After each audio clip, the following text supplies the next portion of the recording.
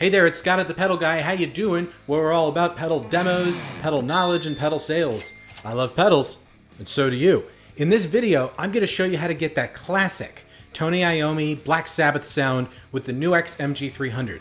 Now, while the MG-300 might not have all of the same components that you'll find in Tony's rig, you can get there by just following the rules of the road and making the right adjustments. And I'm going to show you how to get that done in just a couple of minutes. But first, there are a couple of ground rules.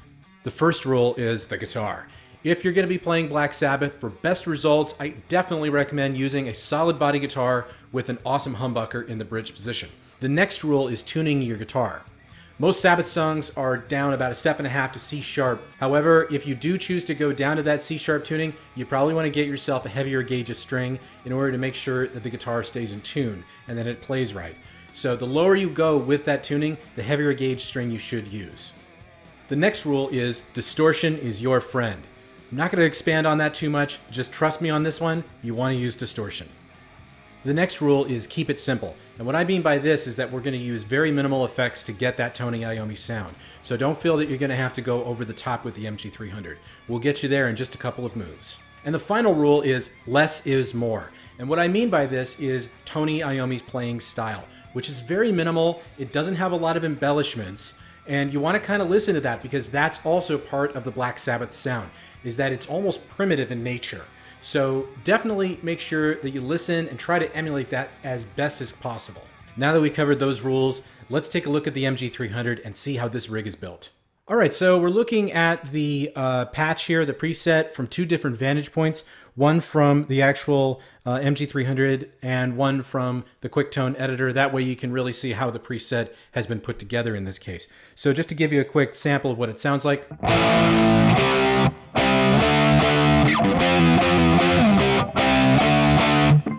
You know, it's a nice guttural sound.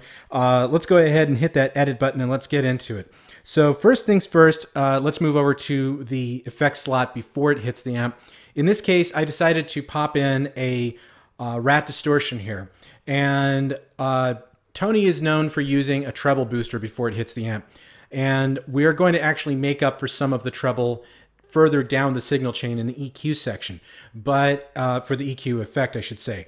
But I found that the rat really helps actually muddy it up a little bit and make it just a little nastier. So, or actually roll off some of the nastiness, because if we turn the rat off and then I play those same chords again,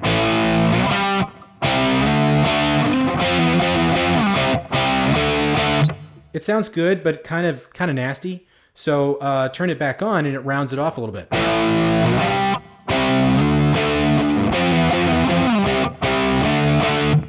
I was a little happier with the way that sounded as I was putting this together. So let's go ahead and move on over to the amp. Now, Tony is a Laney guy. We don't have any Laney amps in the MG-300, so I had to find a comparable amp in this section for this preset, and I found that in the Marshall 1987 amp. As you can see, the gain is pretty much turned all the way up. The master is reefed all the way up. The bass is pulled back. Now, a lot of presets I've seen have the bass turned all the way up, and I strongly disagree with that position. So I brought it back. I think it just sounds better that way and a lot more focused. The middle's pulled back, but the treble is reefed all the way up to the top.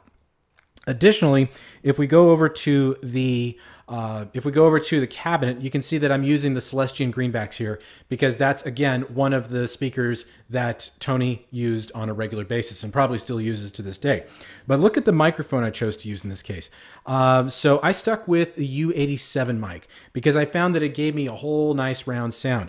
If I go all the way back to the Sennheiser, the E906, it sounds completely nasal in nature. Right, so if I move from there to, say, the SM57, I lose like all of my frequency range. And the C414 was good, but I found that the U87 was really the best one.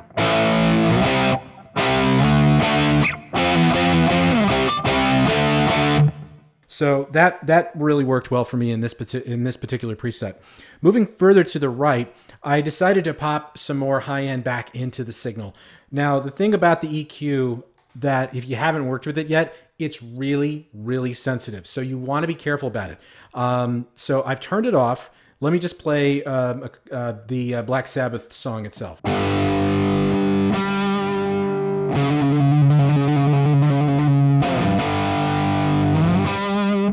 It's almost like it's lost everything here. So if I turn the EQ on,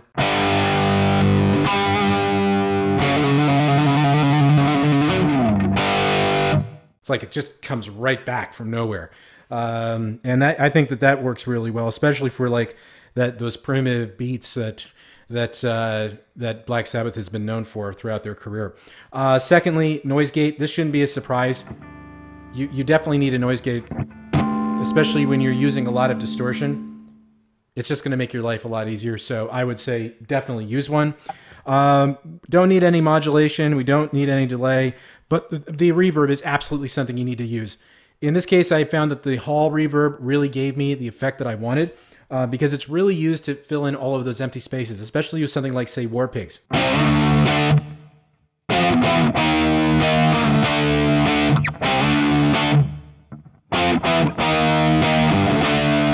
Or if you were like Paranoid, you know?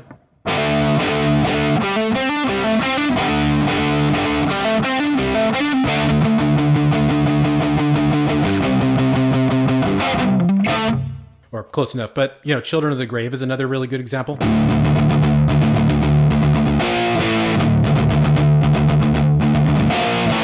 You see where tuning down those strings really makes it sound full and doomy? That's like, you've got to do that. That's one of those things, it's like a must-have. But there are rules that can be bent a little bit. Like, let's say you want to do Electric Funeral, but you don't want to use the wah pedal because that can be a bit much. Well, you can go back to the modulation section and you can bring up the phase 90 if you want to.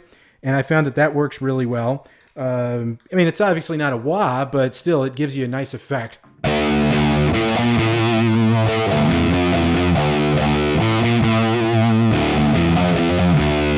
And you can put it either pre or post.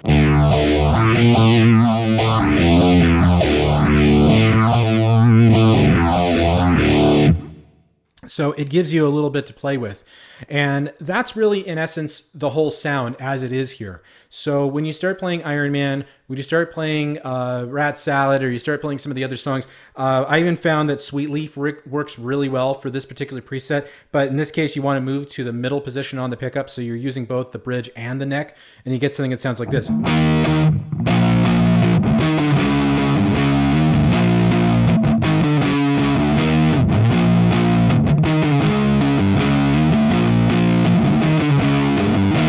Now, one last thing I will advise you on is that a lot of people play power chords. I play power chords typically with 3 fingers, with the root, the fifth, and the octave up. But what I found, though, when you're working with Black Sabbath, is you're going to be using 2 fingers for the most part. And it actually makes sense, especially when you've got this much distortion going on. It's almost like that, it's just too much. It's just too much in the frequency range. It works a little bit here and there for accents, but not really for, like, say, if you're going to play Paranoid, you'd rather do it...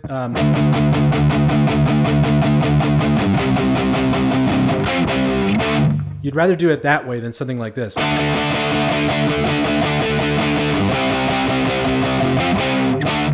To me, it just sounds, it just takes over a little too much. So that to me is just my opinion. Feel free to disagree. But in any case, that's the sound that I came up with, the preset that I came up with for the Tony Iommi sound. I'm going to leave this in the, a link to this in the video description so you can get it for yourself, or you can just simply watch this video and build it on your own. Thanks for watching. I hope you enjoyed this video, and we will see you soon. Well, thanks for stopping by. I hope you enjoyed this video. If you have any further questions, be sure to visit us at thepedalguide.com. But in the meantime, follow us on Facebook, follow us on Instagram, and also be sure to subscribe to our YouTube channel for weekly videos and tutorials. Thanks for stopping by here at thepedalguide.com, where I love pedals and so do you.